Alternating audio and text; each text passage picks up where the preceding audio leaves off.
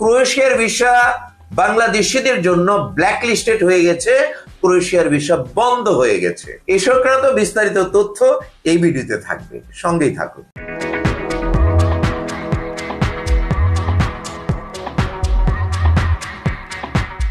প্রিয় দর্শক, ক্রোয়েশিয়ার ভিসা এখন বন্ধ।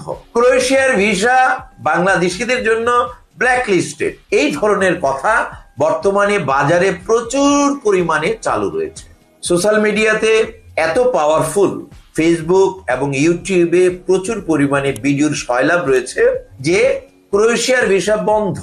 আমাদের অনেক ক্লায়েন্ট রয়েছেন যারা ক্রোয়েশিয়ার জন্য ফাইল দাখিল করেছেন। তারা আমাদেরকে ফোন করে জানতে চাচ্ছেন যে স্যার, ক্রোয়েশিয়ার ভিসা তো বন্ধ হয়ে গেছে, এখন তাহলে আমার ফাইলটি কি করব?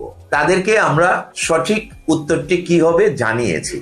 আপনাদের জন্য এই বিষয়ে আলোচনা করতে চাই। বিভিন্ন সোশ্যাল মিডিয়াতে একটি ফরম্যাট নিয়ে বেশ আলোচনা চলছে। আমাদের বাংলাদেশের যে দূত, যিনি ফ্রান্সে অবস্থান করছেন, উনার দায়িত্বে ক্রোয়েশিয়াও পড়ে যায়। তো উনি একটি চিঠি লিখেছেন পররাষ্ট্র মন্ত্রণালয়ের কাছে যে ক্রোয়েশিয়াতে বাংলাদেশের 12,500 লোক গিয়েছিলেন, এর মধ্যে অধিকাংশই ক্রোয়েশিয়াতে কাজ করেননি। তারা বিভিন্ন দেশে সেনজেন ভিসা স্ট্যাটাস থাকার কারণে অনায়াসেই চলে গিয়েছেন, ক্রোয়েশিয়ায় কাজ করেননি। এতে করে ক্রোয়েশিয়ার বিভিন্ন